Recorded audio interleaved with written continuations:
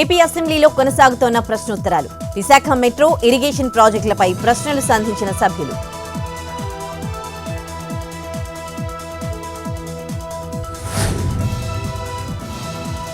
లగచర్ల ఘటనలో కీలక పరిణామం. కొడంగల్ మాజీ MLA Patnam Narender Reddy arrest. Call data ఆధారంగా అదుపులోకి తీసుకున్న పోలీసులు.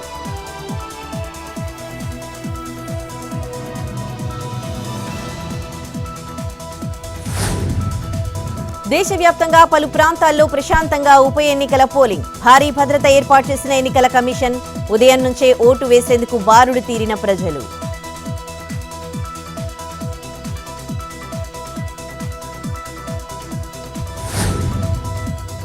జార్ఖండ్లో కొనసాగుతున్న పోలింగ్. ఓటు హక్కును వినియోగించుకున్న గవర్నర్ సంతోష్ గంగ్వార్. అందరూ ఓటు వేయాలని సూచన.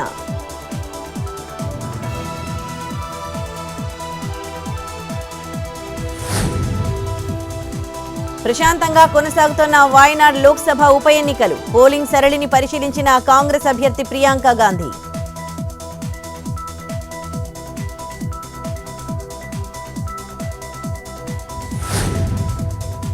పెద్దపల్లిలో పట్టాలు తప్పిన గూడ్స్. ఢిల్లీ, చెన్నై మార్గంలో రాకపోకలకు అంతరాయం.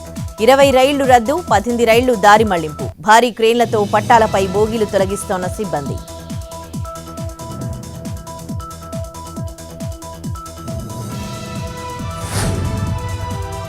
మియాపూర్లో మిస్ అయిన బాలిక ఆచూకీ లభ్యం. అల్లూరి జిల్లా చెడ్డంగిలో గుర్తించిన పోలీసులు. హైదరాబాద్లో కిడ్నాప్ చేసి పెద్దాపురం తీసుకువెళ్లిన దుండగుడు. ఆటో డ్రైవర్ ఇచ్చిన సమాచారంతో గుట్టు రట్టు చేసిన పోలీసులు.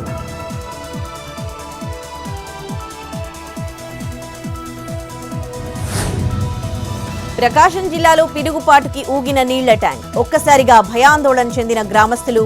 అధికారులు స్పందించి కూల్చివేయాలని సూచన.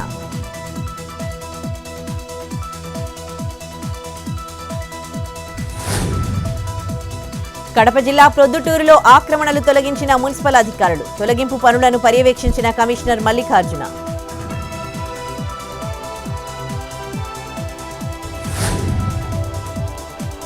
కోనసీమ జిల్లా పి గన్నవరంలో కారు బీభత్సం. బెల్లంపూడి వద్ద అదుపు తప్పి పంట బోధిలోకి దూసుకువెళ్లిన కారు. 2 గాయాలు. హాస్పిటల్కి తరలింపు.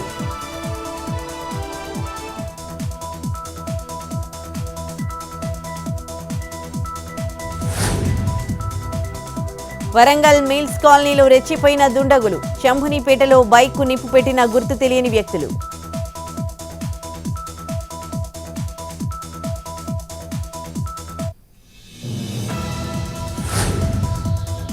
యూపీలో కొనసాగుతున్న విద్యార్థుల ఆందోళన.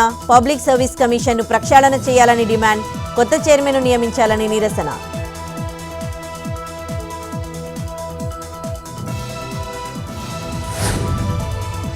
దేశ రాజధాని ఢిల్లీని కమ్మేసిన దట్టమైన పొగమంచు. ప్రమాదకర స్థాయికి చేరిన వాయు కాలుష్యం.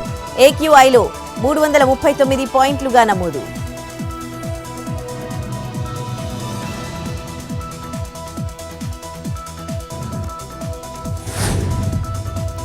గురుగ్రామ్లో పొగమంచు ప్రభావంతో వాహనదారుల ఇక్కట్లు. చలికి తోడు పొగ రావడంతో ప్రజలు ఇబ్బందులు.